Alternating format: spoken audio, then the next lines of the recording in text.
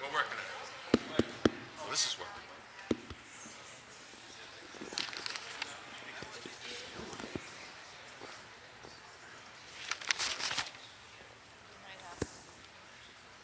Yeah, why don't you just use this?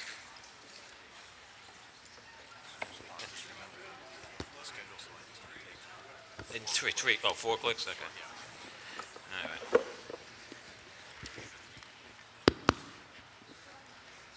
So just like town meeting, the mics never work, right? Well, good evening. My name is Bob Deering, and I'm the chairman of the EFPBC. And I'd like to welcome you and thank you for coming tonight to the first of many community meetings we're going to have as we go through the high school feasibility project and final development. So just two things. We did hand out a slip that is project goals that we'd like you not to fill them out tonight, but you couldn't leave them with any member of the committee or get it back to us. And what we will do is we will take all those and tabulate them and see, use that as some input as to what the community would like to see in the high school. The committee has already done that one night. I think we spent about an hour and a half. So that's just another tool that we'll be using.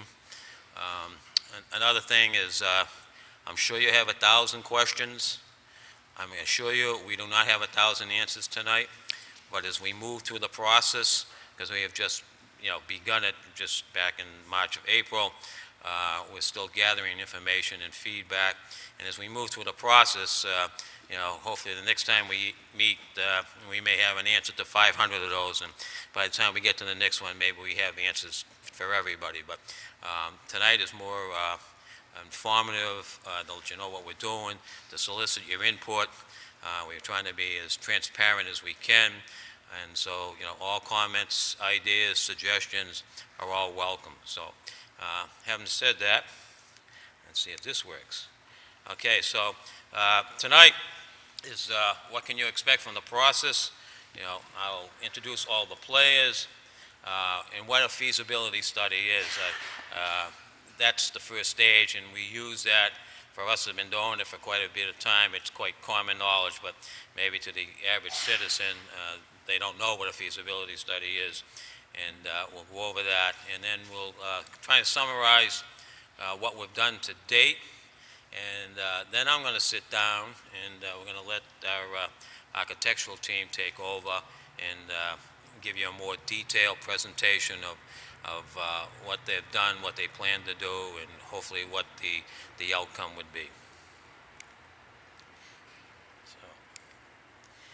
So, as I said a few minutes ago, we have made a commitment to be as transparent as we possibly can. So, as I say, we're going to have these meetings. We'll be probably meeting with the Planning Board, the Conservation Commission, the Engineering Department, anybody, the Energy Committee. So we'll be as transparent as we can possibly be. We do have a number of websites in the one that our project manager will maintain. As we're entering the summer, we're not stopping for the summer, but we won't be having any of these meetings during the summer, but we're going to be doing things, and that will be posted on that web page. So at any one time, if you link into that web page, you can see what we've done, what the results, and where we're going, so you can keep abreast of what we're doing. So we're not, believe me, we're not taking the summer off. Just so you know, the committee meets the first and third Wednesdays for the VO project, and the second and fourth Wednesday for the high school. So we all look forward to the months that have 5 weeks, believe me. So, as I say, there's the town webpage. You can get to that link by going to the town webpage, and you can get right to the link. The town has a webpage. You can come to the meetings. We have matters from the audience at the beginning. You can contact any of the members, the school committee. Anytime you have a question or concern, you don't have to wait to this public forum to do it. There's a lot of other avenues that you can use. So who are the players? We have a project management team, which we're required by the MSBA to have. Basically, they're the day-to-day person that's managing the project for the EFPC in the town. We've contracted with a firm called Skanska. The project director is Neil Davis, who's sitting at the end of the table. And the MSBA requires you to have a project manager before you can hire an architect. So we did that, and we hired the architect of SMMA, who are the architects for this project. The principal in charge is Ed Ferrant, who's here. The project manager is Lorraine Finnegan, who happens to be on vacation tonight, if she'd be here. The project architect is Al Pickin, and then the educational programmer is Phil Pinelli, who is a well-known programmer and will help carry this project into the 21st century. And these are some of the projects that SMMA has worked on, and yes, the ones that are in red are ones that members of the school department and the FPPC have actually visited. I think they did it during the April school vacation on that Wednesday. So they actually went out and visited some of the projects that the architect has worked on. And of course, here's the FPPC. There's 11 of us. Hopefully you know most of them. I won't embarrass them, try and introduce them tonight, but we're all in the phone book, we're all around town, so you can call us directly or stop us on the street and ask us questions. But as I say, there's 11 of us. There's a vast amount of experience. We have a representative from the school committee. We have a representative from the finance committee. I represent the board of selectmen. We have a registered architect. We have a professional engineer. We have a member from the finance committee. So there's a great amount of talent on this committee. And I've said this for the last, myself and Charles Sakharas are the two original members, and at some point in time we'll find something else to do on Wednesday nights. But in the meantime,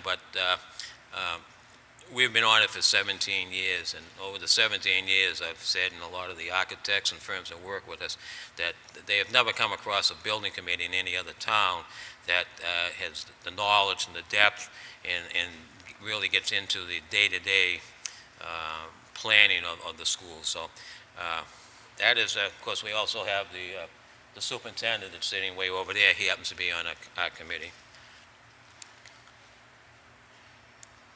So what is the feasibility study? Back in 2007, we did a new master plan when we did the second addition to the McCall Middle School after we did the first one, which we thought was going to be plenty big enough. And in 2007, we had a plan to put 10 more classrooms. We did a master plan, and part of the master plan was we identified all the existing facilities, what their needs were, and what was a projected cost to renovate them or build to them or whatever was needed. And that was done in 2007. And on that list was the high school was identified. So in 2011, now I think it was really 2010, Bill, wasn't it? That we went to town meeting and we had funds appropriated to do a feasibility study for the high school, and that was like $1.31 million. Now the MSBA requires us to do a feasibility study. In years past, the town would decide what they wanted to do, put together, go to the Department of Education at that time. they would okay it, you'd go get the funding and you do it, and then over the next 10 or 15 years, they would reimburse you. Um, and when they created the MSBA, one of the main purposes was because a lot of school districts were overbuilding schools bigger than they needed, and it was costing money. So they wanted to make sure that, you were building a school to certain standards, to a certain cost. So they require you now to do a feasibility study. And so that's why we have to do a feasibility study. And so what are the objectives of the feasibility study? As I said earlier, we assess the existing conditions. We send into the state a statement of needs, and basically it identifies all the shortcomings and the needs of a school in a district. And that's actually how we started the VO school, and we were in the middle of that when the state looked at the high school and came back and said they were willing to do 2 projects at the same time with us based on the statement of needs for the high school. So normally we probably would have spaced it a little bit so we weren't in the heart of 2 big projects. But, if the state came forward and they're coming with 38% of the cost, I guess you're not going to turn away from them. So, and then we assess the educational program, what it is today, and what we'd like to see it in the 21st century, where education is going. I mean, I know it's a long time since I went to high school, and it's not the same as it is today. So it is a revolving process. And then part of the processes that which we did in the VO school, and you're familiar with that, you go and we came up with, I think, 5 options, one of which was to renovate and do some small addition to the existing VO school. And then there was 4 other various options of actually building a brand new school. And we put all that together. We do get cost estimates, and then we go before the MSBA and present these.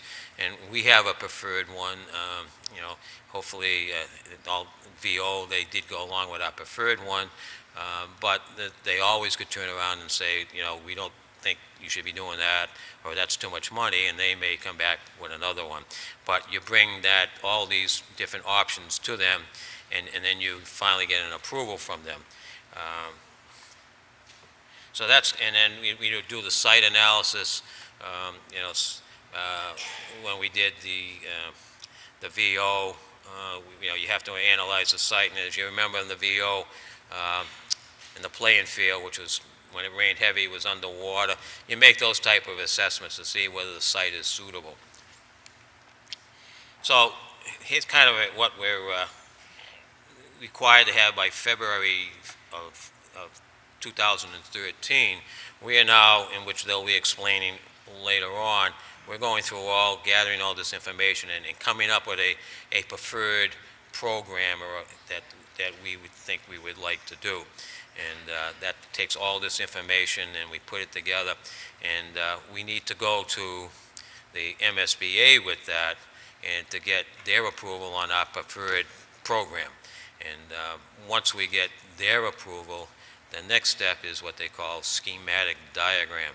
And that's basically to take what that preferred program is, put it on a set of drawings showing the classrooms and the space. Now it's a schematic, which is kind of architectural. It's kind of like a one-line diagram. It's not all detailed, but it's enough so you can look at it, you can get a preliminary cost estimate, and then we would go back to once the MSBA gave us that approval on the preferred program, we would then go into the schematic design phase and develop that. And then once again, we would submit that to the MSBA for their approval. And then if they approve it, what they call a project funding agreement, where they agree that the scope of the project and the cost of the project, and they go through and say, we're going to pay for this, we're not going to pay for this, and here's the bottom line out of, I'll just use a VO because I know those numbers. Out of the $28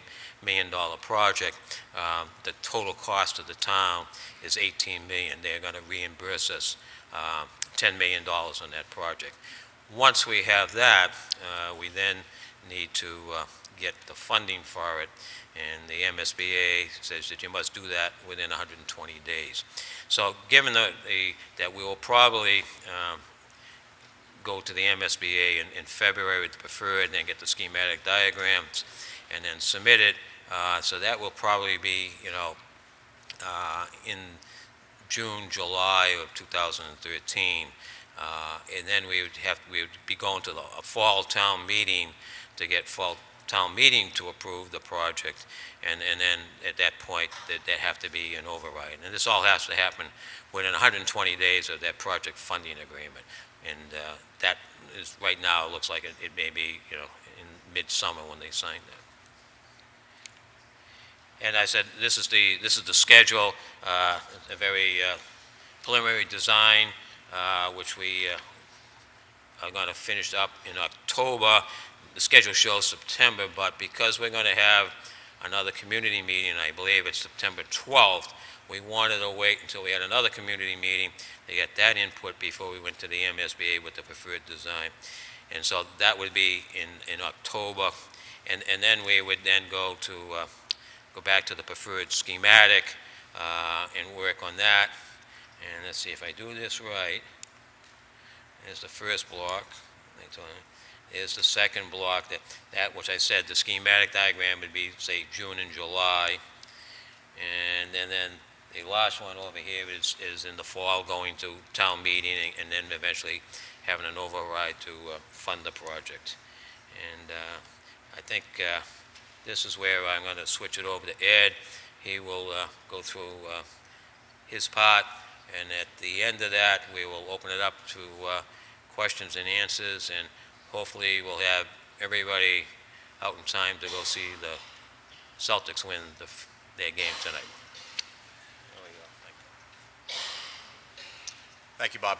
Again, my name is Alex Pitkin with SMMA, and it's pretty exciting to be back here and involved in your project. I was just remembering that my daughter participated in the National History, well, the local regional history day that you do here at the school, and so I know the warm culture that you provide here in town and the excitement in the educational school here at the high school. So it's fun to come back and to try to think about ways that we can start to move the school forward into some of the current trends and thoughts for 21st century education.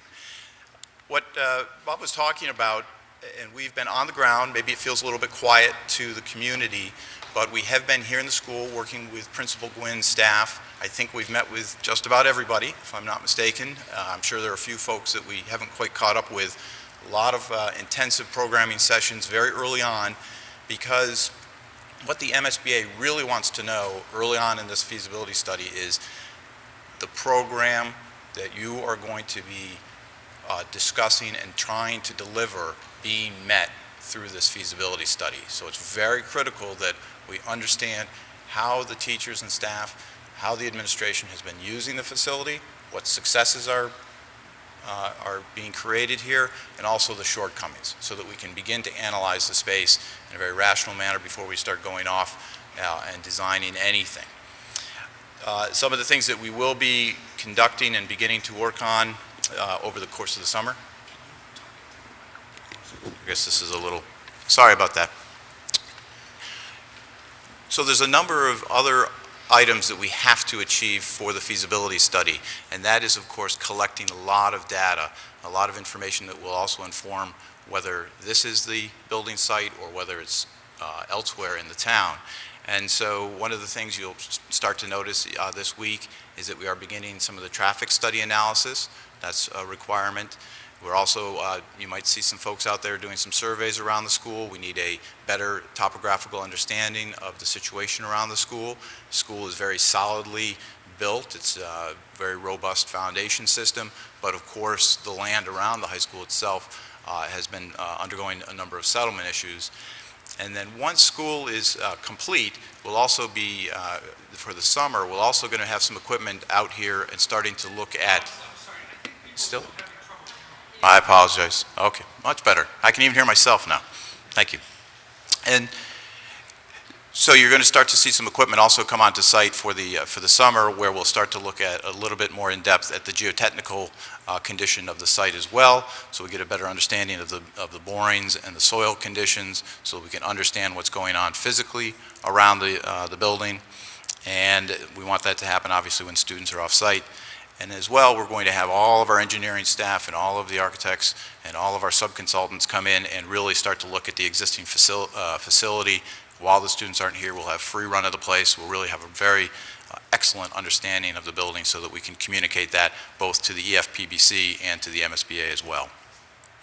As well as Ed will be speaking to some of the alternative site analysis that we're also looking at, because the MSBA makes us look at very minimal renovation all the way up to the spectrum of, well, can you build a new school in the town, so that they can understand the full range of possibilities as we explore the feasibility study. Some of those things will start to feed into the thoughts about the benefits of renovation versus the benefits of new construction. And the FPBC, as part of this goal-setting program that was just handed out as well, starts to talk about ways to think about the criteria by which you would select between options that will be coming out of the feasibility and preferred schematic design process.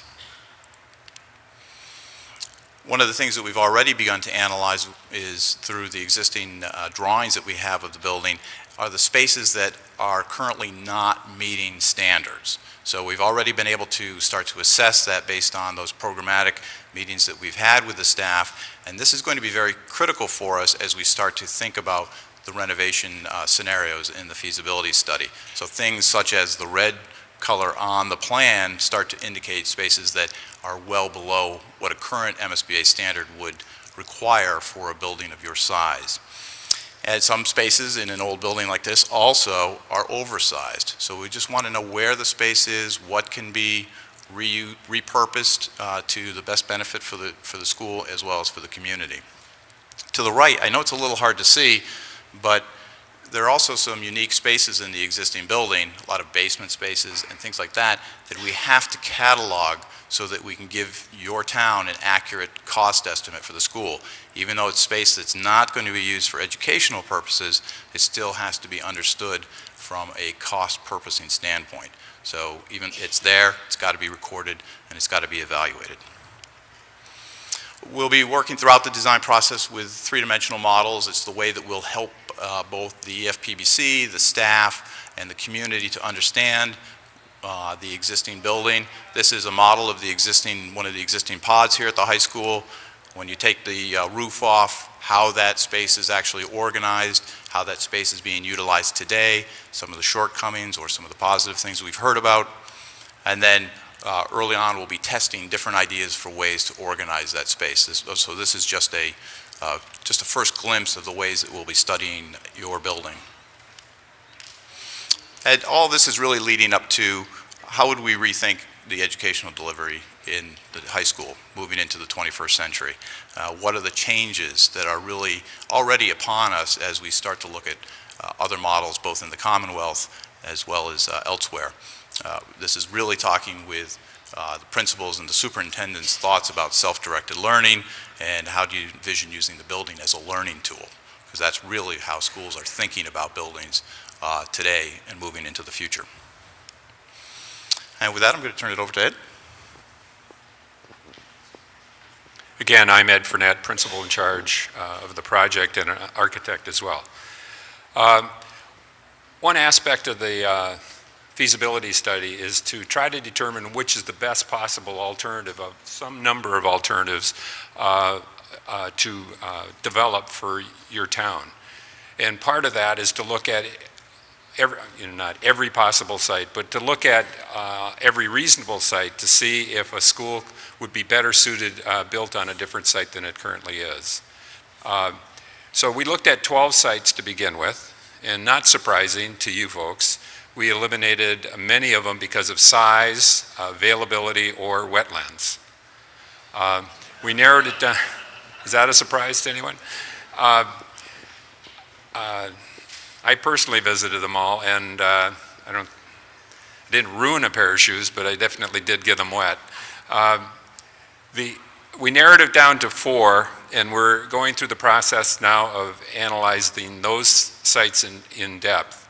I think it's going to be very difficult to come up with one additional site, but hopefully we'll come up with as many as reasonable to analyze, because it would be good to compare a new facility to a renovated and adapted existing facility in order to understand whether or not you're making the best possible use of your funds. But at any rate, that's ongoing. We're very close to getting to the end of that site analysis phase. Again, going back to the whole notion that a feasibility study is trying to figure out what is the most feasible, what is the best alternative. At some point, you need to judge alternatives according to certain goals and standards. We know how to judge it according to standards for education, but we need to also understand how to judge any alternative that we develop relative to your goals, your values, your system. And the way that we do that is that we work with the committee to try, first we do what I'll call stream of consciousness. This is always a fun exercise, where I ask everyone with a blank sheet in front of them, what are their goals for the school, with no prompting. And then we collect those goals. Then we also look at all the possible goals that we as a group of architects and engineers have found in the past to kind of, and the purpose of doing that is to pique everyone's kind of memory as to what perhaps they didn't think of initially and intuitively as to what a goal would be. But it's the best way that we know to get your values, your goals, your systems for judging the building, so that at some point we will have developed a number of alternatives. And then we'll be using your goals to judge those alternatives as to which is the best alternative. Now, the bold ones are the primary goals for deciding on which alternative is the best. And you'll see that these goals are organized by different ways of thinking about the group, the committee, the process, the building, so on. So the first goal, create a 21st century teaching and learning environment, including flexibility for future teaching and methodology. I'm not going to read them all to you. I think you've got a handout which has these goals on them. But again, we encourage you to submit your thoughts on the goals that you have in front of you on the handout, or to come up with new goals and suggest them to the committee. For education, again, the bold one, provide flexibility to accommodate future educational needs and instructional practices, including a greater emphasis on project-based learning, interdisciplinary instruction, 21st century skills, collaboration, and the exhibition of student work. A mouthful and not a bad idea. For the community, I'm sure you're happy that we want to create an asset that is representative of the community. For the building, provide a cost-effective, well-designed facility which is inexpensive to maintain. Not a bad idea. And then one of my favorites, maximize natural daylight and sustainable design opportunities. For the site, that may be a challenge, but provide an integrated campus plan incorporating building, playfields, roadways, parking, and natural elements. I circled your building today, so I'm wondering exactly how we're going to do that, but that is a challenge. Construction, I'm sure everyone that lives nearby is going to be happy that we're going to try to minimize impact of construction on teaching and learning and on the neighbors and the abutters.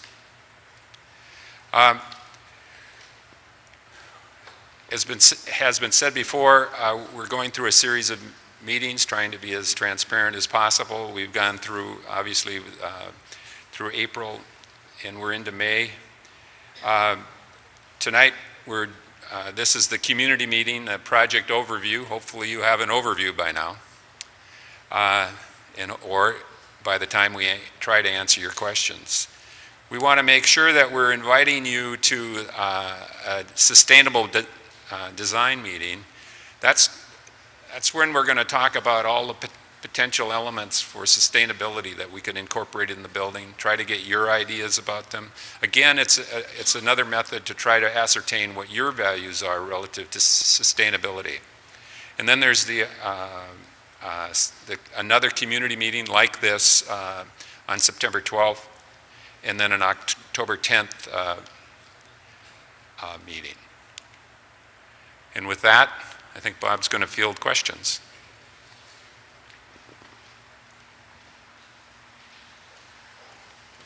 Thank you, Alex. Okay, I guess we're ready to take your questions. I don't know if you need to come down to the mic to be heard, or if you're more comfortable staying where you're at, as long as we can hear your question. I'll repeat it to make sure that everybody does hear it. So, what's that? Okay. So, who's going to be first? Okay.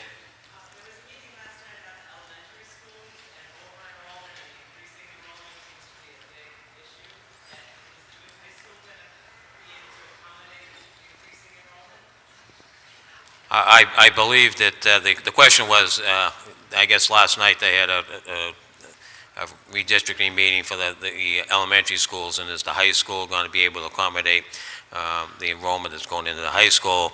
And the superintendent can correct me if I'm wrong, or if he wants to come up and answer it, but I believe it will. They've been reviewing it with the MSBA and all that, and I don't know what the enrollment is, but unless you want to address it, Bill. I don't want to get in the middle of redistricting, believe me. There you go. He gets the bucks for it, I know. The MSBA has to agree to the design enrollment. They've agreed to a design enrollment of 1,370 students. There's currently 1,093 students. So we will accommodate an additional 300 students. It's important to remember that high school design enrollment is, and I hesitate to use this word, but I will, is designed at about 80% capacity, 85% capacity. So, we're optimistic that that design enrollment is appropriate. It would seem so at this time. Okay, thank you, Bill. Okay, up there.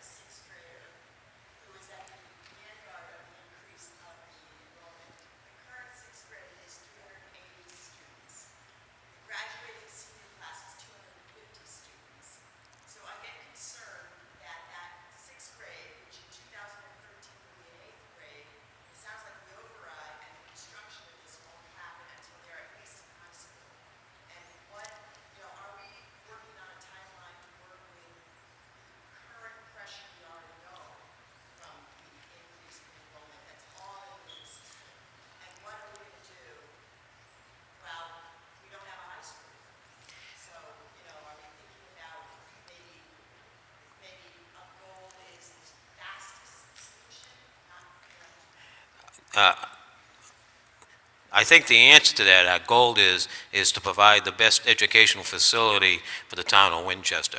We don't have a timetable to that, but in the planning process, I believe the question was that you currently have a sixth grader, right?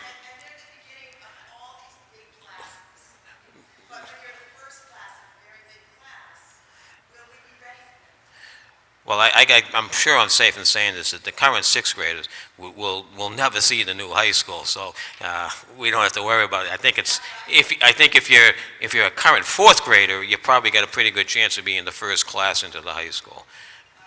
Because it's going to take us, we're going to do this feasibility study, then you actually have to design it, then you have to actually build it. So it will probably be, I would say, and you can correct me, probably at least five years away. So if you had a fourth grader, it would probably be the first one to enter the high school. But the answer to the second part of your question is, are we looking at how you would house these children while we're building it? That's all part of this feasibility study, because if we choose to adaptive reuse of the building, we don't have swing space like we have for the VO to house 1,300 and some odd children. So that's part of this feasibility study. What is the best way to do this project and to get it done in a timely fashion, at the same time we still have an educational process in the school that's also safe. So if Bill wants to add to that, you can. Bob, thanks. If I can just add just a couple of comments. So current sixth graders, if my math, I just quickly did the math in my head, I think they're the class of 2018. Does that make sense? Right? So they would graduate in 2018. In terms of a timeline, if there is a vote to approve this project, a funding vote by the town, I'm imagining it will have to be an override vote. That will happen in the fall of 2013.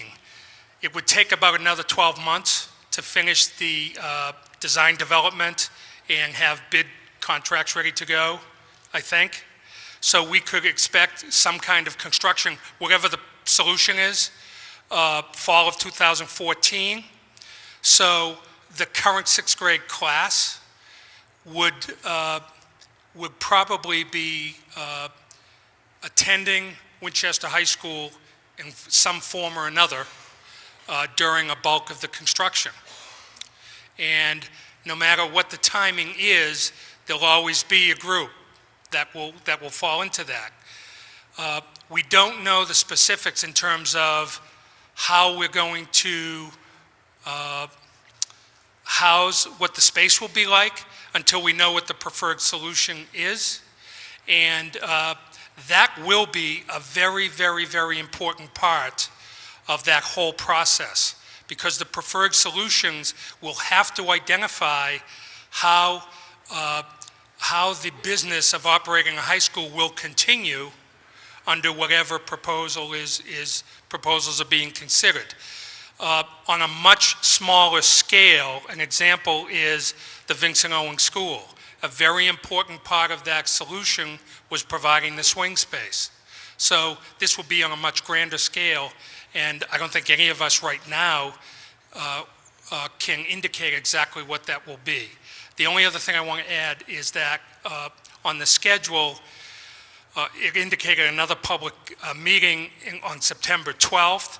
We anticipate and are planning that there'll be another one in October and another one in November as we go through that process of finally determining what the preferred solution is. Okay. Another question? Yes, John.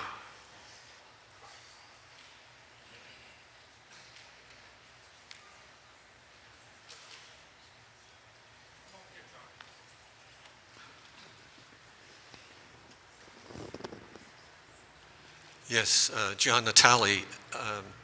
Just a couple of things. John, why don't you wait? I'm going to be like the town moderator. Wait till the train goes by so they can hear you.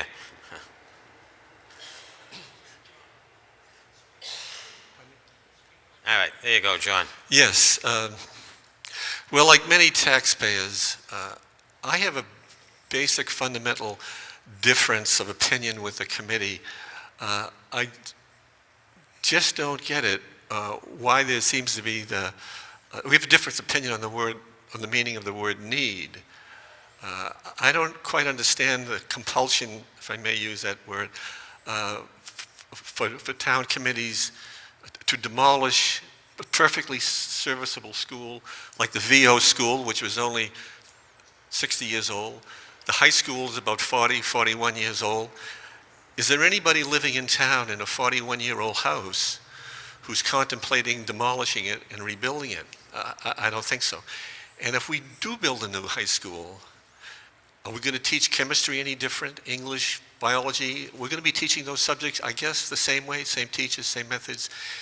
And will a new school improve the test scores? You know, they just built $1 trillion high school in Newton North. And the test scores out of that school, I'm told, were about 15 points lower. That's just a coincidence. It is no magic. So, and I must say one other thing. At the time that the VO was voted here in November, I think, of '09, we were told by one of the selectmen, who I won't name by name, he told us that the VO school was terribly overcrowded and it was an energy sieve. That was his use. He said that it's like the doors are open all the time, you can't heat the place. In fact, he was misinformed, or he misinformed us, because I got numbers from the manager's office here somewhere, which showed that the VO school in fiscal 2010, the heating cost there was $74,503. That's about $100,000 in all the other 4 elementary schools. I can read them to you, but he was dead wrong, and he misinformed us. And the energy cost was one of the hooks that was used to justify the need. And secondly, overcrowding. It was desperately, crazily overcrowded.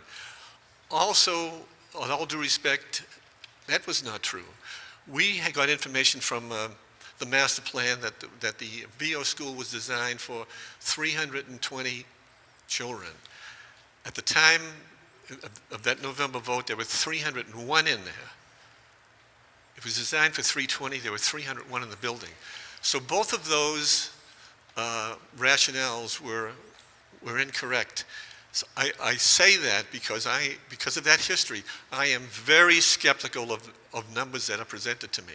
You know, people have agendas, they want what they want, and sometimes a number gets out there, and if you repeat it enough time, it becomes the truth. So I'm worried about the numbers, and I don't think it's possible for me to convince me that we ought to be tearing down a 40-year-old high school. Thank you. Thank you, John. You had many questions, but I think probably one of the most important ones that could be answered. Bill, could you explain, the difference between the current high school we have and what the new one will probably look like, and the benefit and the changing educational needs? That's why, part of the reason why we're taking on this process. Well, I think I can only answer that in very general terms, but just to correct a comment from my friend John Natale. Where are you, John? There you are. The new Newton North High School was just a little less than $1 trillion. It was high. It was way high. Hopefully our school won't even get anywhere near that, but it was a little less than $1 trillion.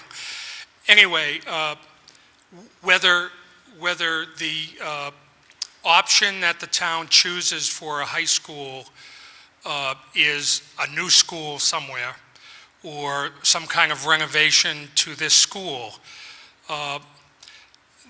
I can tell you that there will be included in the design will be the kinds of things that you saw on the screen on some of the slides, a repurposed space that will reflect the opportunity for students to learn and practice 21st century skills like teamwork, collaboration, and problem solving, real life applicable skills.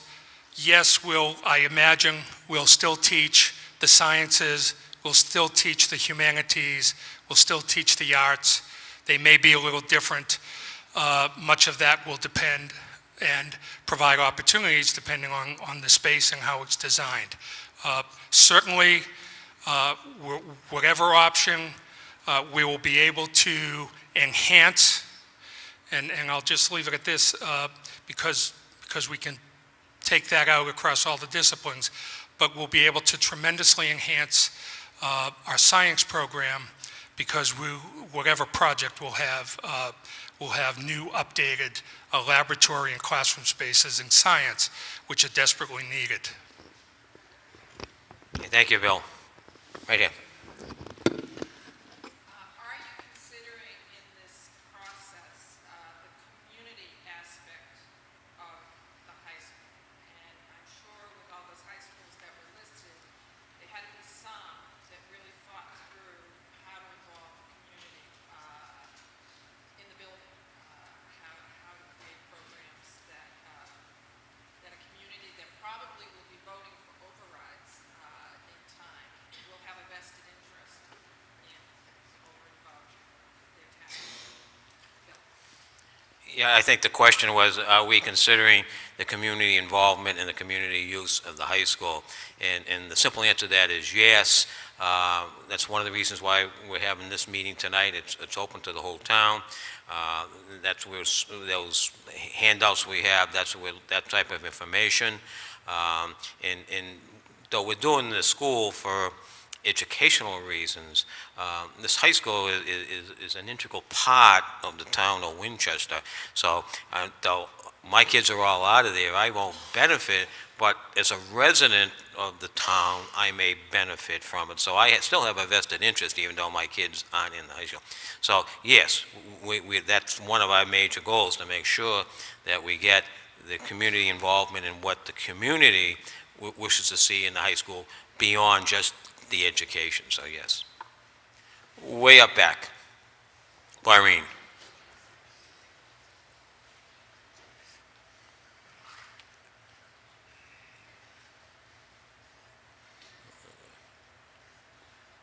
Thanks.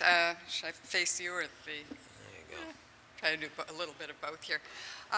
First, I do want to put in my own 2 cents worth that I think there's tremendous value to retaining a building in the town center. I am a member of the planning board. I do not speak for the entire planning board, although I hope we do have an opportunity to discuss it, because a school building is a very important piece of any kind of community-wide plan. I think it maybe is hardly worth even saying, but the advantages, benefits of a high school in the town center, a couple things come to mind. Some of the students really do, as good as there is a high school library and staff are, they do go over to the Winchester Public Library. You just have to go over there anytime around 3 or 4 o'clock in the afternoon, and the students are doing their research there. There certainly are opportunities there. Beyond the public library, of course, some of the students do have jobs after school. It brings the whole community together, and moving this, the other sites that you showed strike me as just much more remote and would not afford them the same opportunities. So right now, I hope it goes to the planning board at some point, but for myself, retaining the site in the center is huge, and I believe this discussion or debate or battle, call it what you will, took place long before I arrived in Winchester, but that discussion of site for the high school certainly is something that's part of this town's history at this point. So that's the town center. As for whether to demolish or rebuild, I would be the first person to tell you, this is not a beautiful building. I know that. No, I think most of us know that. Yeah, right. I don't think it would make it. But anyway, I do think there are issues of sustainability, and that imagining taking this entire building and trucking it off to God knows what dump takes this kind of landfill truly would appall me.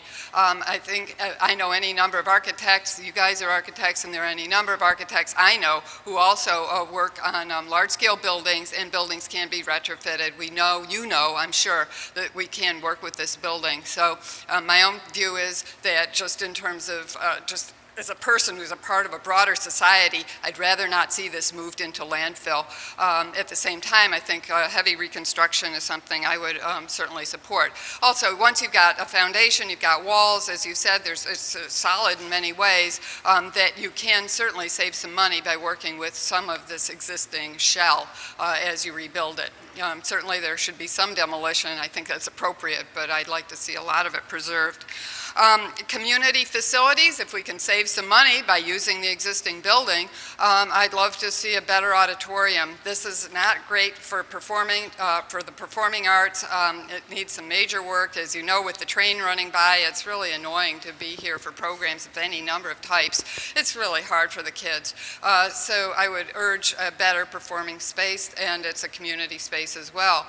And then, I'm sure you've heard about it already, the long lost, the lost battle for the swimming pool. Town center, absolutely. All ages. My parents are in their 80s, live in Brookline. There are hours that are set aside specifically for swimming.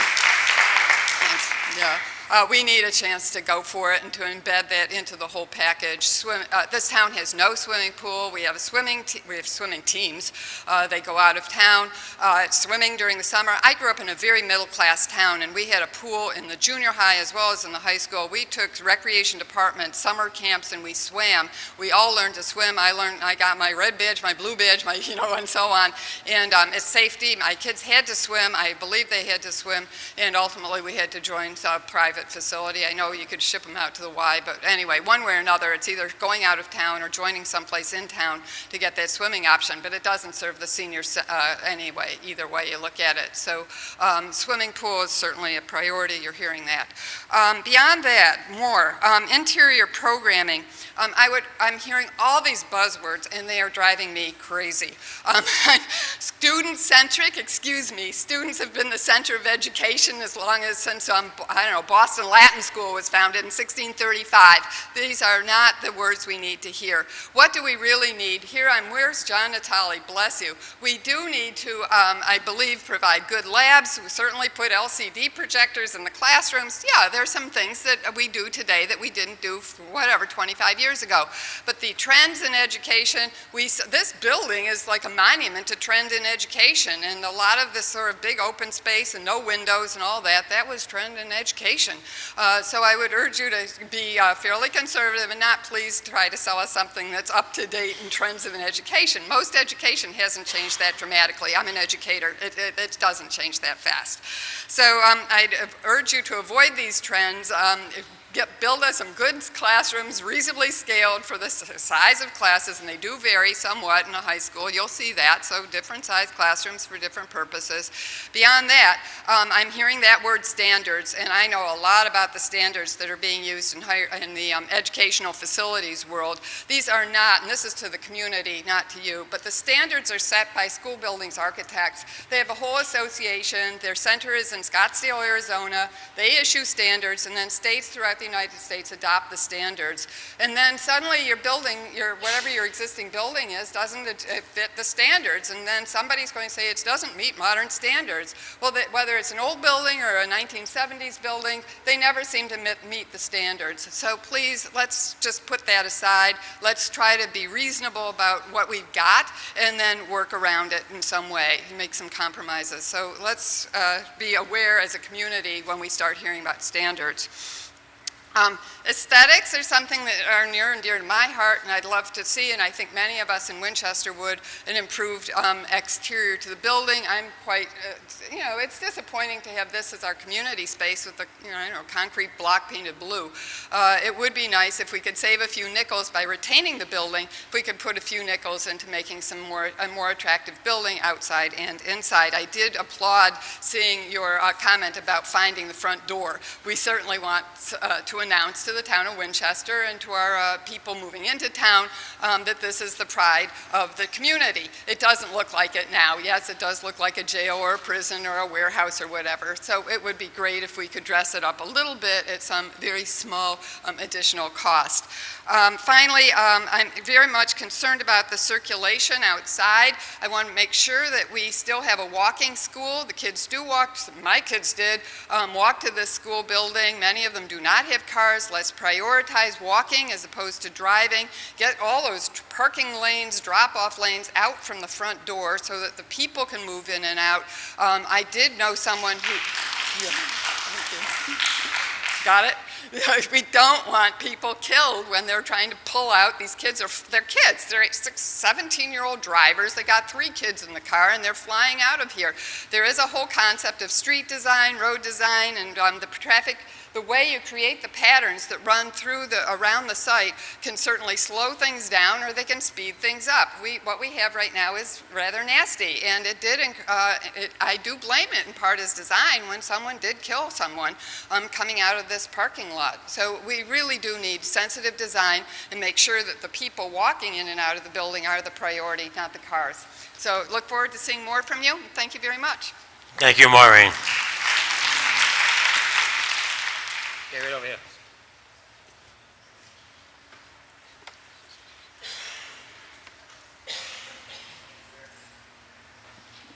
Good evening. I just moved here in September. I chose this school district over Newton North, even though we haven't got a swimming pool, which I'd like to respectfully request that we consider.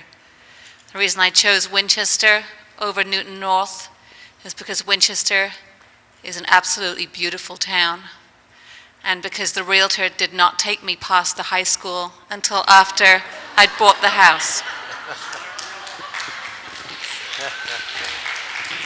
We were in a hurry to move here over the summer. My husband's job was relocated to Cambridge from Connecticut. We bought the house. We moved in 3 days before school started and discovered where our kids were going to go to elementary school. We had to go get driver's licenses in a hurry. My son was delighted to hear that he had to go to 8th grade half day starting at midday rather than the morning. My husband and I left in the morning to get our driver's licenses, and we said, "Can you find your way to the middle school?" He said, "Sure, no problem." He phoned me at 3 in the afternoon and said, "I'm not coming home. I'm with the guys having pizza downtown." "What guys are those?" I said. "Oh," he said, "I've made 20 friends already." Later on in the afternoon, we wandered downtown to try and find my son, who was indeed hanging out with a whole bunch of new friends who he still has. And we got lost on our way to the middle school, being the parents rather than the kids, and we ended up at the high school by mistake. "Oh my goodness," I said to my husband, "what have we done?"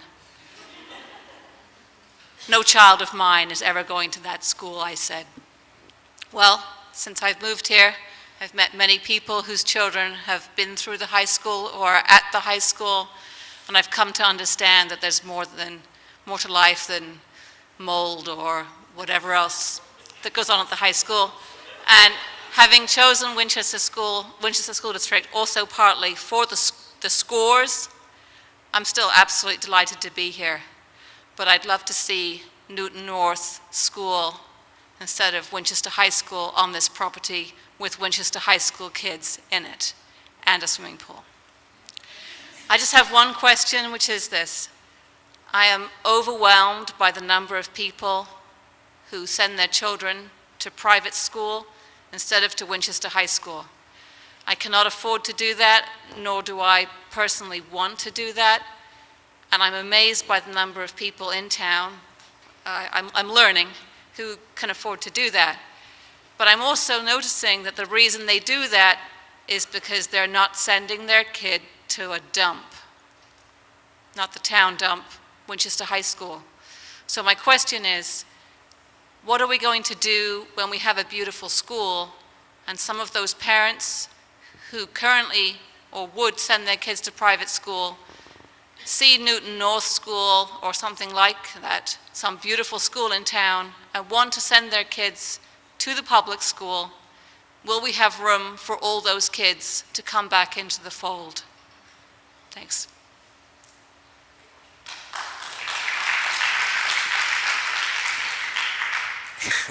I don't think that's really something that we can answer right now, because I don't know how many children leave the high school to go to private school and how many would want to come back and all that. That's not something, I mean, they can do all these enrollment projections from the children that are entering the school system from year to year, so you have some data. I know what your concern is, but I'm not too sure we can answer that, because we don't have any data to even look at that to say, you know, I don't think we take a survey when somebody leaves and says, you know, if we built a new high school and all that, would you come back? So I'm not trying to avoid the question, I just don't think we can answer that right now. Thank you.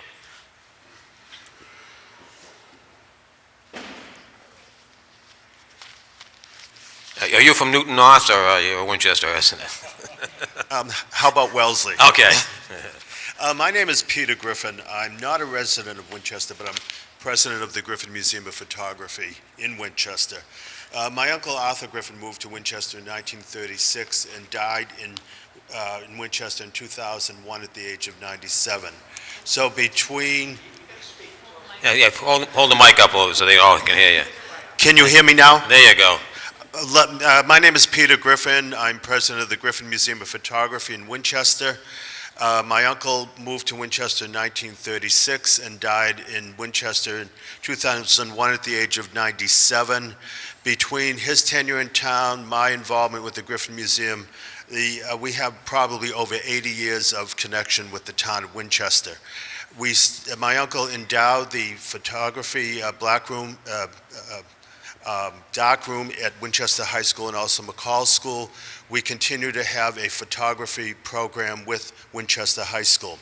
I live in Windham, New Hampshire, about an hour north of here. We just built a new high school about 3 years ago and went through a similar exercise.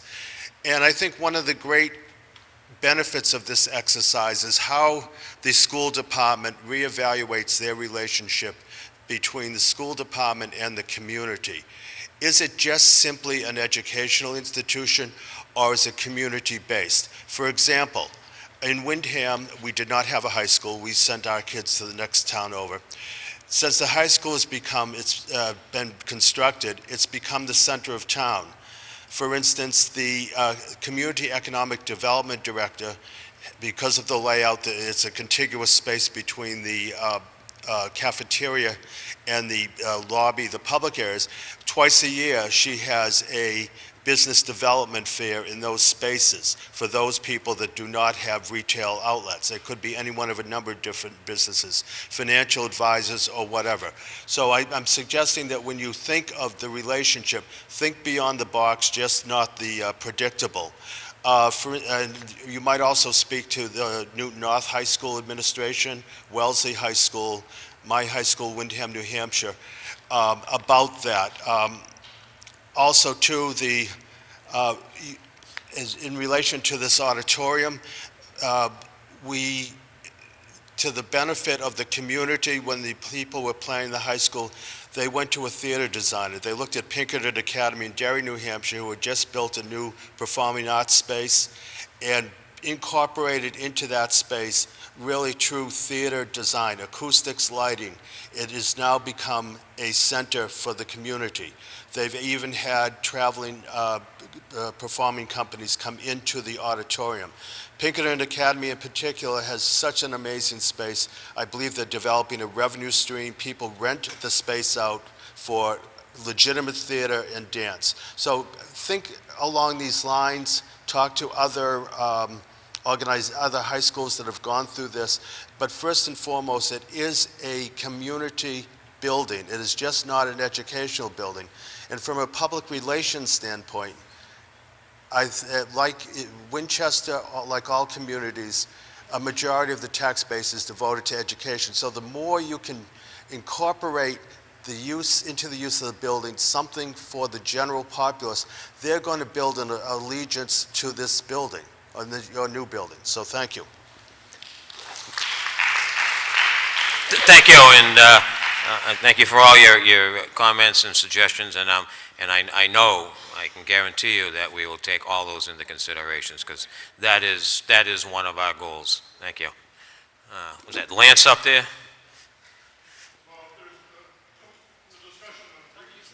Why don't you, I know you speak loud, Lance. Why don't you come down so everybody can hear you? You're not bashful, I know that. Okay.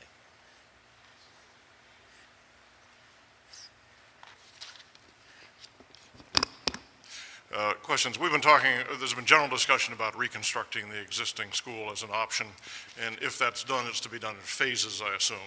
And then there's been discussion about using swing space to accommodate sections that are moved. Can you give us some sense of, are we looking at 10% of students in classes or 50%? The first question. And the second question is, what are the MSBA's rules governing swing space? Do they pay for it? Is there a distance, or is that yet to be considered? Well, I'll answer the second part of your question because I happen to know that answer. When we did the VO school, and we had to go and renovate the Parker School. The total cost of that was $1.6 million. The MSBA will not reimburse for swing space. And I'll give you another example. When we did the McCall Middle School 17 years ago, and we spent $500,000 for swing space, and at that time we thought we got reimbursed, and we didn't. And then the state found out later that they did that. They actually came back to the town, and we had to pay them back the money that we spent, that they reimbursed us for swing space. So no, they do not cover swing space. And at this point, I think if it's some sort of adaptive reuse of the building, without question, there's going to have to be some sort of the student body moved out at various times. Until we decide that or how it's going to go. I mean, naturally, we don't have a space to, depending upon the size of the class. I mean, we don't have a swing space there that we can move, say, the freshman and the sophomore out at one time and all that. But that's all going to be part of this feasibility study, is the constructability of the project. Can we construct it in a timely fashion and for a reasonable amount of money? Because if you have to do this in phases, and however we house these children, it could be a considerable amount of money. So that's all going to be part of the architect's charge, is when they come up with the preferred schematic, is how do we construct it, how are we going to phase it, how are we going to, what is the total cost going to be. So I'd like to give you the answer right now, but I think it's too early for that. But that is a consideration, Lance. Way up back there, and then we'll go over here.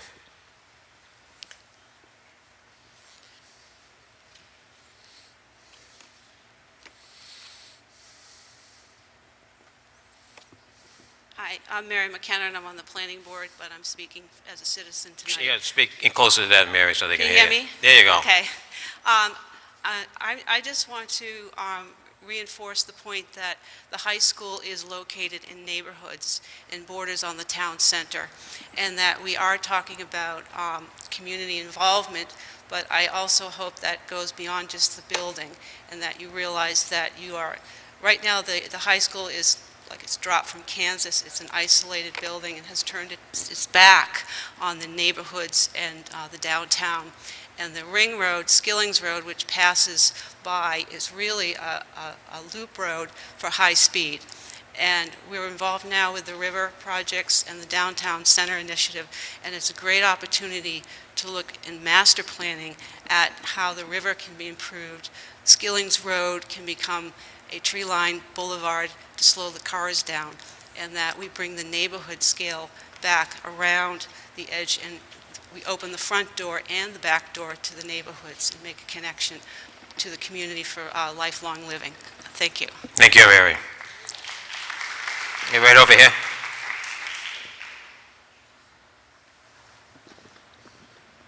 Hi, I'm Heidi DeLeo. So I have a child in 4th grade, and I grew up in Medford, in the town next door, and we had a community school. We had a swimming pool. We had a separate building where kids can go and take pottery lessons, and adults can take knitting lessons. And I moved to Winchester for the educational factor, and the design of a building is nice, but it's the teachers that make the difference. But what I really wanted for my son was the experience that I had. We had a bank in our high school, and children had the opportunity to work at the bank and learn life skills. Those people that did those jobs during high school are very successful now because they learned those life skills. We had a vocational school with the same thing. We had the swimming pool. Some went on to be Olympic swimmers. This school, whether we reuse it or rebuild it, should be something that incorporates everybody from the community and has use for everybody in the community. And I really hope that that happens. We'll try our best. Anybody else? You must be all basketball fans. You want to get out of here. Okay.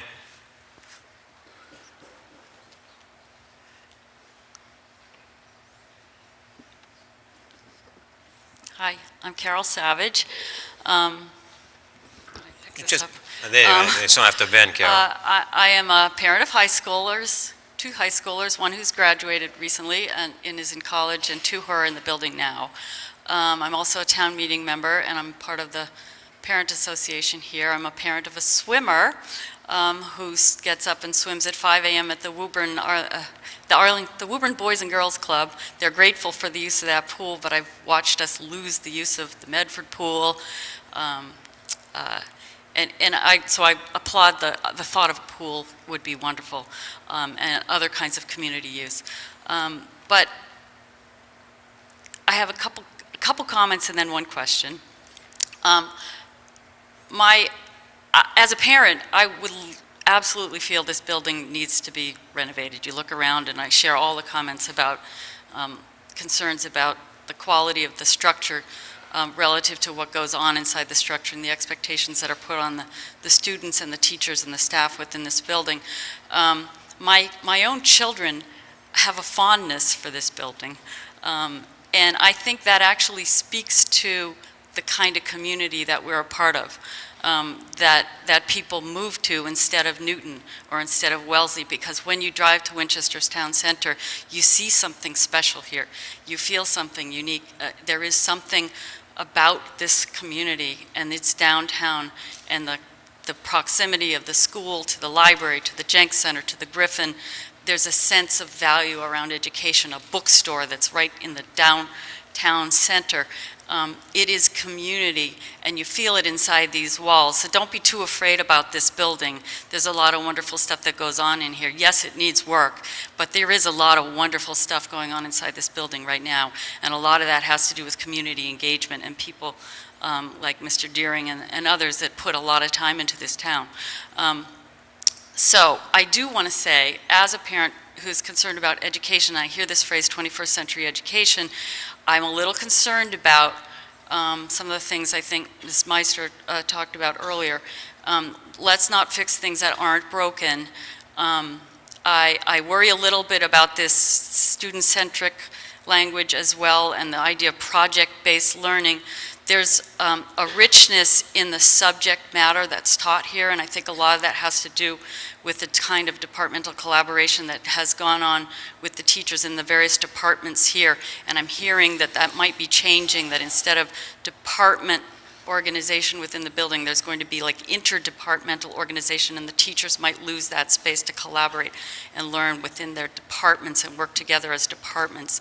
So I would hope that we really think about that and talk about that, and there's time to talk about that, and that the collaboration piece of this and project-based learning, which I think is fantastic, is considered as something that complements that subject-based learning, which I think is really rich and something we do very well here. Our kids do very well because of the kind of educational experience they're getting here. So I'm sensing that is something that we really need to be thinking about, and really be listening to our teachers, because they are doing wonderful things there. And we don't necessarily need to do it by the formula of whatever the trends are in education, because we've seen those formulas change. And we have done some things in this community for a lot of years that have worked very, very well. So I would love to see us leverage our unique strengths, and I really feel that community is one of this town's unique strengths, and it plays right into education. We do have collaboration, the Griffin Museum and the school, the library and the school, the Jenks Center and the school.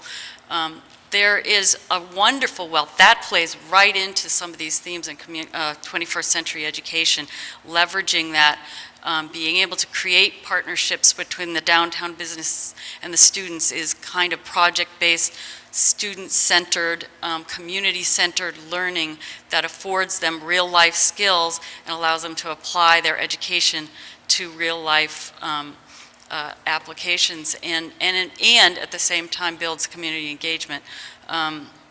So I hope that we do think about that, not just because of the value that it adds to the community and support for the project, but also educationally to build in community use and collaboration. I think could also strengthen the academic program within the building. And it, in addition, is an opportunity for the community because we are a community that relies on residential taxes to pay for the bulk of our town services, and the bulk of the town services are education. So in that cost-benefit analysis, we have to build this building as cost-effectively as we can. We have to fix it as cost-effectively as we can, but we need to make sure it delivers as much value as it can for the community. For the students that come here, first and foremost, but for the community as well. This is a community that values learning, lifelong learning. You see it in all the organizations around town and all the various groups that interact within this community. Education is a core value for everyone, no matter what life stage you are in here.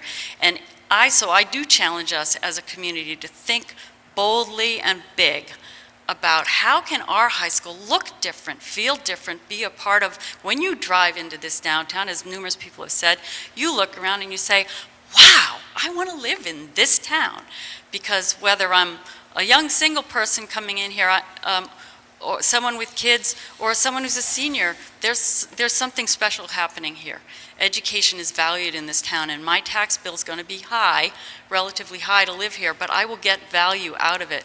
So I hope we can think about that as we do go into this project. And I know the MSBA has constraints on what it considers fundable within the project, but if this community were to come forward with some kind of proposal that might enhance sort of the high school piece with some kind of community vision for what additional capacity in this building might house community education. Is that within the realm of this project? When would someone need to be coming forward with, we have a thought for a way to make the building enhanced beyond the high school piece, but to allow for additional community use? So we've heard community use mentioned. I think it could be more than just let's make an auditorium where the doors, are easy to access, but maybe there's something special there. Maybe there's opportunity to have, you can come and take art classes either during the day or in the evening, but I'm losing my train of thought here. But the question is, bold ideas, is there room for them? Is there room for public-private partnership? If we were to organize, when would we need to do that, and what would the project timeframe be for allowing that kind of conversation to take place? If I understand your question, and I think Cal's question is, are we thinking out of the box enough to enter into some partnership with somebody that would expand the high school beyond just an educational facility? Is that pretty close to what you asked? Thank you. Okay. I would think that's worth exploring, and I would think, as we're in the planning stages now when we're going, so I think, if we're going to do that and explore that, I think we need to be off and running with that now, because if we go to the MSBA and we're trying to sell our case and show you that we have a partnership and all that, that would all have to be in place when we do this, because, they got to give us the initial okay to move forward. So I would think the time is now if somebody is going to think along that way. Right, so the thought of a pool, it sounds great in theory, but it would need a whole plan. It would need somebody thinking through, how does that work? How does that get funded? How does it get paid for? Because that's not in the MSBA, right? And some kind of plan for how that would be sustained on an ongoing basis, as would any other kind of add-on to the project, need to come forward to you with some kind of fully thought-through plan, right? Right. And you would need that ideally by when? Today? Well, yeah, we're not just talking about, adding a cabana out there. We're talking about adding something big, so it's going to take some thought and some planning and some coordination. It might be something so we smaller, need, right? well, I'm just saying, Right. whatever it is that we need, if we're going to do that and explore that, and I think that's worthwhile exploring, we need to get that into the process pretty soon. So I think that's what I have understood, is I think that it's a call to action for those of us who do have an interest in that it isn't really within the bounds of your project necessarily to do some of those things. It would be something that others would need to organize and think through and come forward with a sound proposal, right? Right. All right. Thank you. Sorry for the long-winded. That's okay. Jimmy? Yes, Bob.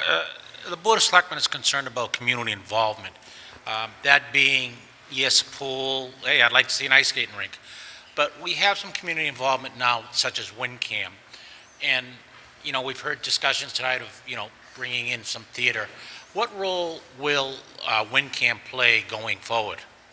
And another thing is, there's been a request by several groups to have some smaller auditoriums or meeting rooms available. So if you're building the high school, I think that's something you should look at, to have a couple hundred seat capacity room or a 50-foot capacity room. I'm just a little puzzled. If you're asking me what involvement WinCam would have? Yeah, my role is what WinCam is presently at the location. Is the Right. plan to keep it there? Is it to expand their operation or condense it? Have you determined that yet? Well, I'll just defer a little bit. I think when you did all your programming, those are some of the people you talked to out of the 173, I'm assuming, am I correct? Yep. So you did get some input in what they would like to see in the high school. So we have already talked to WinCam and got some input from them, so if that's what you are leading to. Your other ones about smaller building, smaller theaters and all that, I mean, that's why we're having these meetings and we have that little questionnaire that you can fill out to get that input to see, what the community wants, and to see if we can work it in. I'm not promising anything tonight. We all have to see how it factors into the whole picture, but if you just, that's why we're having all these meetings, to get that input.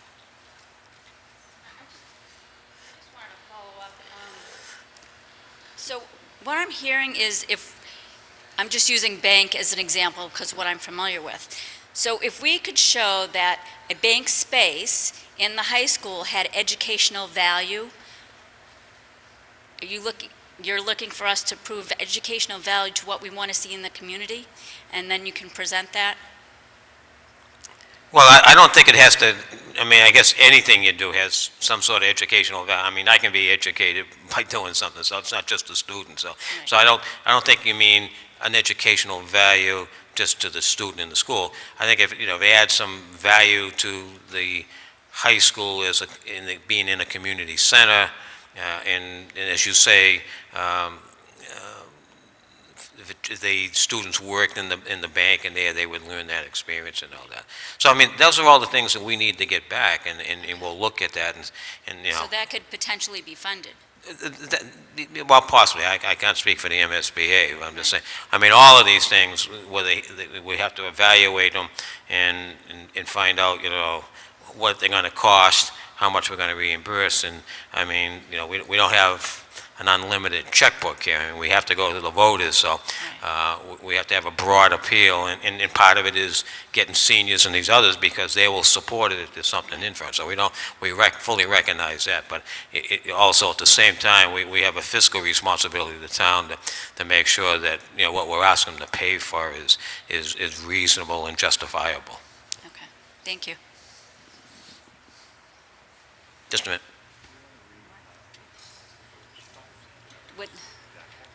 A follow-up question? Yeah, I don't know if it just, What- is it, how far back do we gotta go? I think what we're really struggling with is how do we get what we're concerned about the restrictions that the MSBA might have and puts on communities to be able to have a community environment. And we want to know if we're going to undertake this endeavor to rally people to do certain things, like, what are we up against? And right? And how are we going to, how are the MSBA, how will they view this? So it's worth our effort to go ahead and rally, and in part of the architectural planning where you say, this space could potentially be used for X, Y, Z, and if we propose it in a certain way, it could be funded. I think we'd like some direction in how to approach this so that we can get some funding for it. Let me kind of explain the general rules of the game with the MSBA. The MSBA naturally is funding school projects, throughout all the districts in Massachusetts, and you filed the statement of need, and they determined that there's a need, and but they also have a finite amount of money that they have to put out each year for school buildings. So if every school district, came forth with whatever, I mean, they probably wouldn't have the money to fund it. So that's why you go through all this review process, because they want to make sure that, what you're planning on doing, meets their standards, meets their financial, and that we're not overspending, overbuilding, and all this. So, I mean, they have a limited amount of funds. So that's why you go through that process. That some of it, like on the site work, they have a restriction that you can only spend 8% of the project cost on site work, right? So if we wanted to, build an elaborate site around the high school and all that, they may say that's fine to do that, but we're only going to pay you or reimburse you on 8% of that cost. So if you want to do it, the rest of it is on you. So that and something like that, that's how they look at that. I mean, all these other ideas that come forward tonight, we've never gone through that. So you have to see how they would look at it. Okay, thank you. Go ahead, Bill. If I could just add something to that. I think we need to be clear that this is not the last opportunity for the community to weigh in with ideas for community use. And as was stated earlier, in addition to the public meetings, already scheduled for September, the ones we know we'll have in October and November, perhaps even December, it's a better opportunity in September than December, of course, but there are other opportunities. So there's opportunity through the website to make suggestions, go online. There's opportunities to come to the EFPBC meetings between now and September. Those meetings are posted. There's public comment period at the beginning of every meeting, and that would be appropriate times for people who have ideas, especially about community use, to come to that meeting and express those ideas. I think that, my sense is that in September, when we start to see the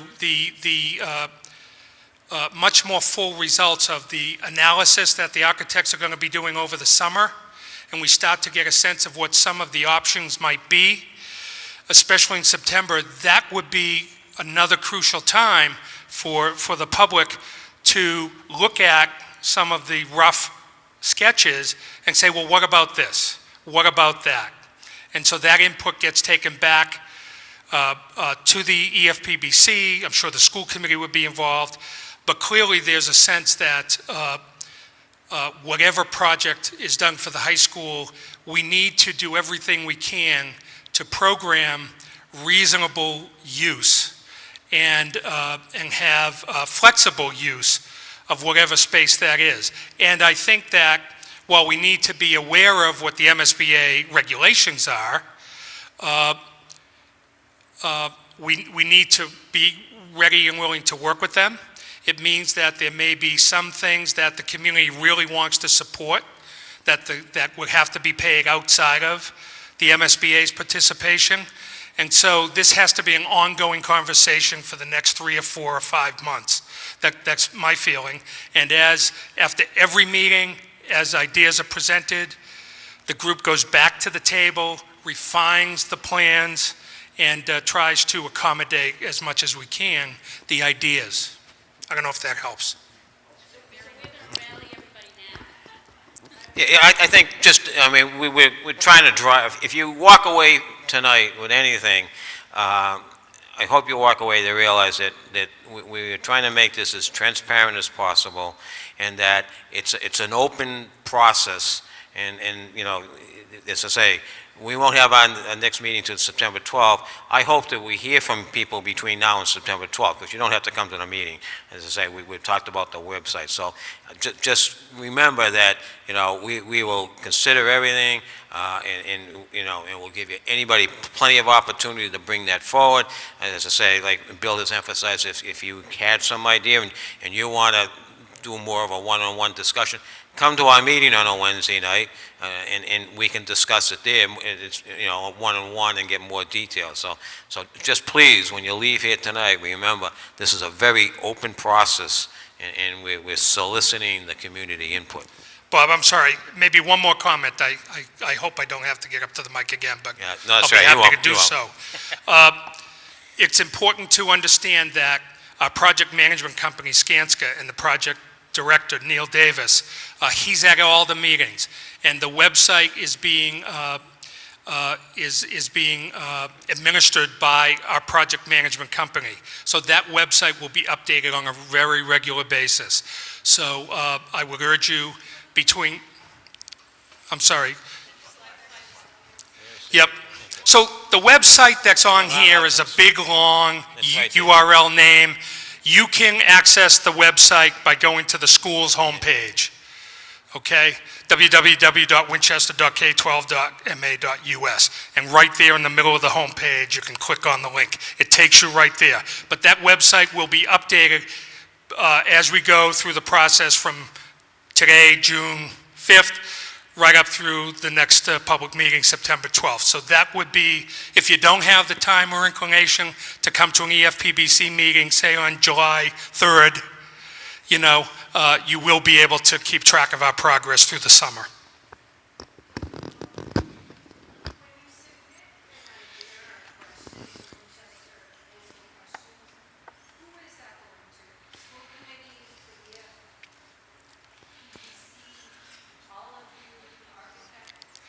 Who sees the question goes to, Well, I think the goes to the question... website. It goes to the website. Neil, as our project manager, would bring it forward.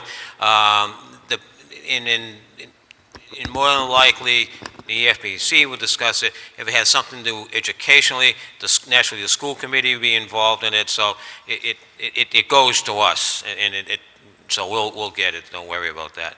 That's one of Neil's important jobs, to make sure we get all that information. I think you had a question earlier?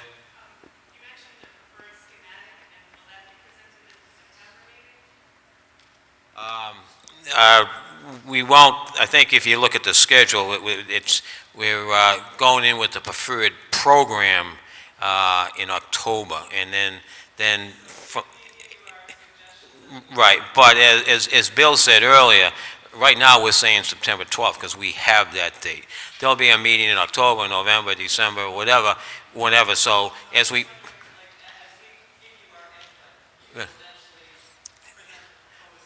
Right. Yes. I mean, it's an ongoing process. And like I say, one of the reasons why we're having the meeting on September 12th is because the preferred program we want to present in October. So we want to make any comments that you may have between now and then, and you made tonight, and then have the public come down, and we will go over what the preferred program is. And then later on, as we go along, we will have another meeting where we will show you the preferred schematic that we have come up with. And then as we get into, actually, if we get the funding agreement, the next step is what they call design development. As we go from schematic diagram into design development, we'll have another series of meetings, so you will see how it's moving along, and you have input, and you know, we had a big discussion at VO with the principal where the bathroom was, and we probably discussed that 2 or 3 nights. So, I mean, we discussed anything and everything. So, yes, you will have plenty of opportunity as we go through the process.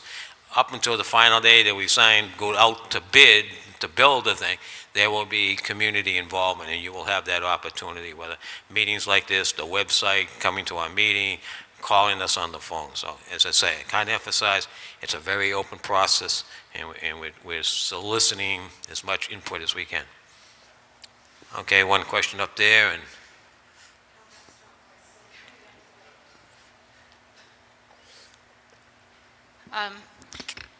Catherine Curtis. I have a 6th grader and go down to a preschooler, so very interested in this project. In terms of the pool that a lot of people are talking about, can we now, you're going to do a lot of work over the summer, can we say, hey, the community is interested in this? Can we look at whether if we reconstruct this building, we can add a pool, if the other sites would be big enough for a pool? Can we put that in there right now, or? well, we've seen the interest in a pool. I'm saying that we will, as we go through this, look at if depending upon the option, if you're building a brand-new school, it's probably a lot easier because you could factor it in somehow. If we're doing an adapted reuse of the existing high school, it may be a little bit more of a challenge, but they will look at that. I mean, we're not going to, just say, well, I don't swim, so I don't want a pool. I mean, the community has made that comment, and we'll just look at that as we go through the process. Okay, great. The other thing that concerned me when I was looking at the objectives, I saw there was flexibility in using the space, but not so much for enrollment, and maybe we just all have numbers on the brain because we've been doing this redistricting thing, but we have experience in this town with building new buildings and then not having enough space a few years later. And I just heard that you're planning for, 200 extra students from what we have now?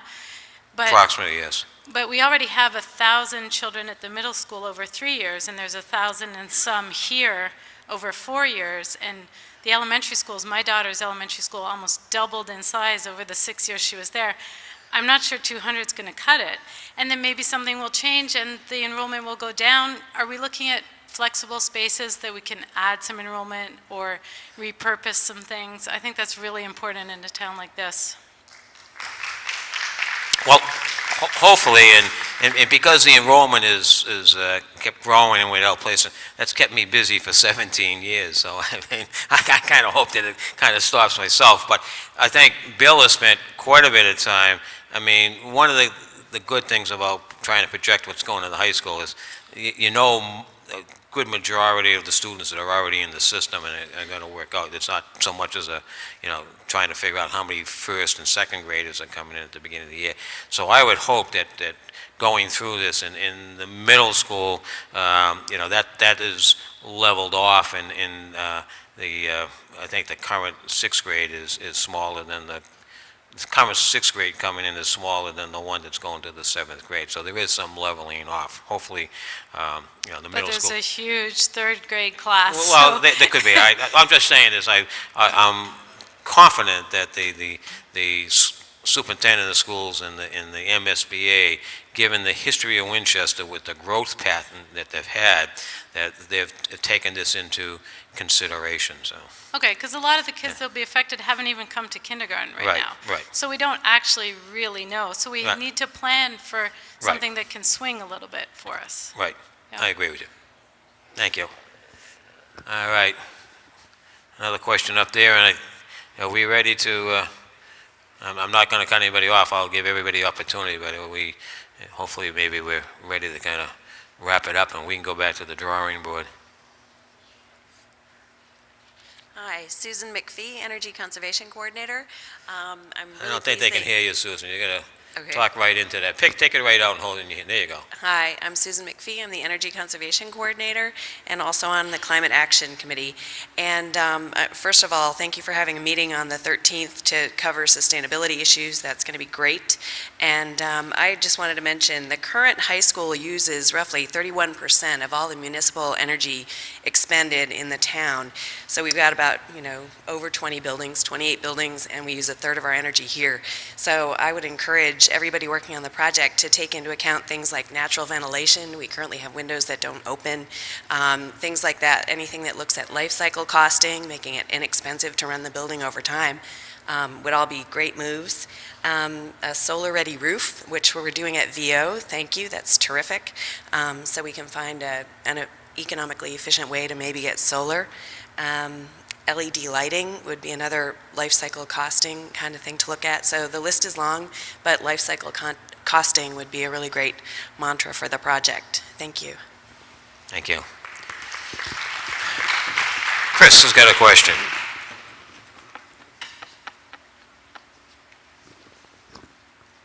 Hi, I'm Chris Linsky, School Committee. Couple of hats on. I'm also a parent.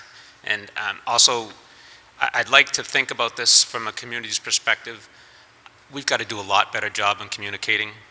I challenge you to challenge your owner's project manager to give you some best practices from other communities or out-of-the-box ideas of getting it out there, because this isn't enough people. I know a lot of people's names, and that's really scary because they're here all the time. We've got to get to the other people. We've got to get more people involved.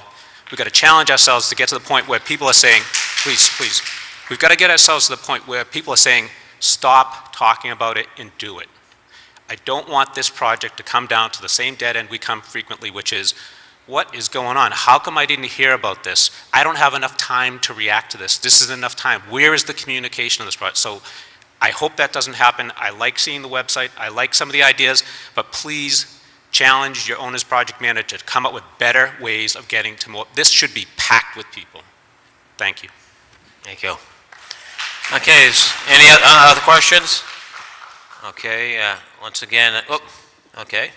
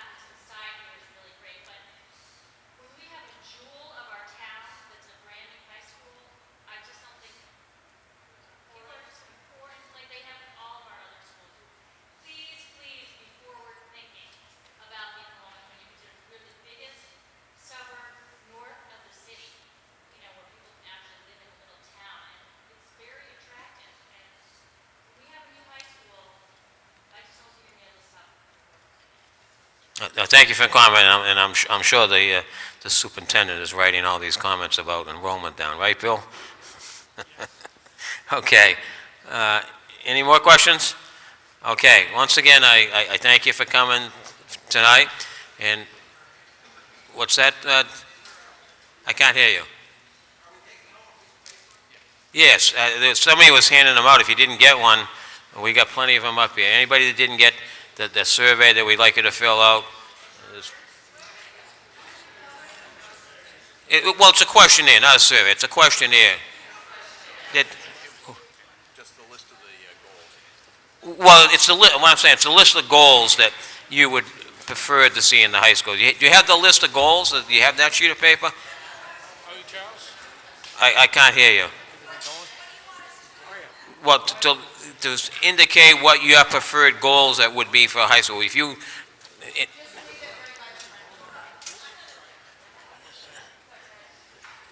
Okay. Thank you, and I said I hope to see you on the 12th, and I hope to hear from you before the 12th.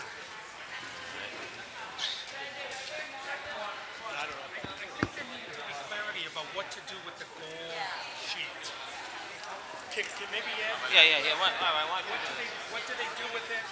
Where do they bring it? Just 1 minute before you leave. If you remember the discussion about goals that I walked you through, I didn't read every single one, but you have a handout. Hopefully you have a handout. Now the whole idea here is we want to operate according to your goals. So we gave you what the committee has come up with to date.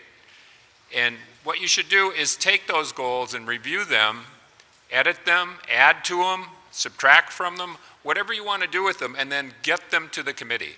Can we put them online? And then we will put them on. Neil will put it on the website tomorrow. Okay, is that clear? So this is a perfect chance for your input.